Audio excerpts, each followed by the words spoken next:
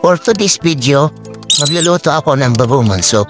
Ganito ang unang posisyon ng paggawa ng babuman soup. Una, tatanggalin mo muna yung babuman sa kanyang shell gamit ang martilyo. Tiyadain makalagay kang tatanggalin isa-isa hanggang sa dumami ang iyong matanggal at sapat sa pangangailangan mo pagsahog sa babuman soup. Isang lalaki ang nagpunta sa bahay aliwan at kinausap ang isang magandang babaeng bayaran. Tinanong niya ito kung magkano ang bayad per hour at sinagot siya ng babae na 500 pesos. Tinanong ng lalaki kung marunong ba ang babae ng Indian style, ngunit sumagot ito ng hindi. Nagalok ang lalaki na gawing 1,000 pesos ang bayad kung payag ang babae sa Indian style. Kinabahan ang babae dahil hindi niya alam kung ano yon, kaya sinabi niyang ayaw niya. Hindi nagpaawat ang lalaki at nagtaas ng alok sa 2,000 pesos, ngunit muling tumanggi ang babae. Nagpatuloy pa rin ang lalaki at ginawa itong 3,000 pesos, pero tumanggi pa rin ang babae. Sa huli, nagalok ang lalaki ng 5,000 pesos at napabuntong hininga ang babae. Naisip niyang matagal na siya sa trabaho niya at nagawa na niya ang lahat. Kaya gaano ba ka-weirdo ang Indian style na ito? Sa kabila ng kanyang pag-aalinlangan, pumayag na rin ang babae sa alok ng lalaki. Sa loob ng motel, ginawa nila ang lahat ng klaseng posisyon at solve ang babae sa galing ng lalaki. Matapos ang kanilang pagtatalik, napansin ng babae na normal naman lahat ng ginawa nila. Kaya tinanong niya ang lalaki kung ano ba talaga ang ibig sabihin ng Indian style. Sumagot ang lalaki na ang Indian style ay hulugan ng bayad 20 pesos araw-araw.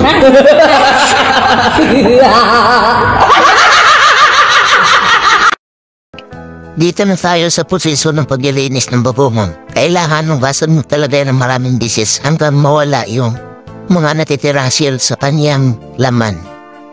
Kasi pag niluto mo yan na may kasamang shell, ay nako, sugat ang lalamunan mo dyan.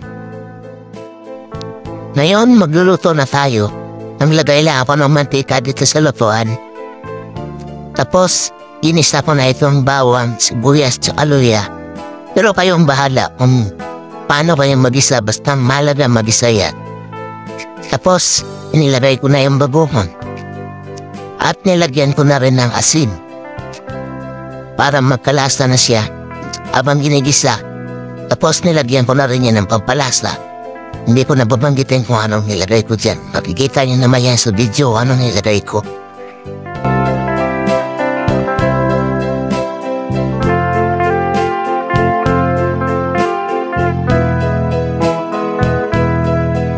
Pagkatapos ko mag-isla, inanda ko naman itong supamon na ihalo ko dyan.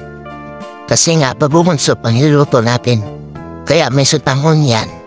Saka may malunggay.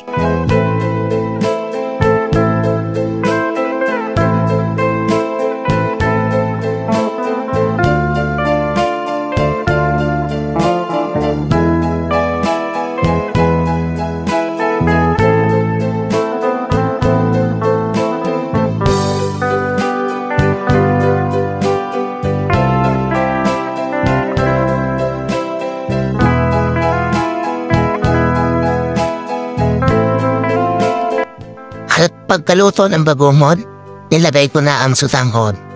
Tapos, takpan na niyan para kumulo. Tapos, susunod na ang malunggay.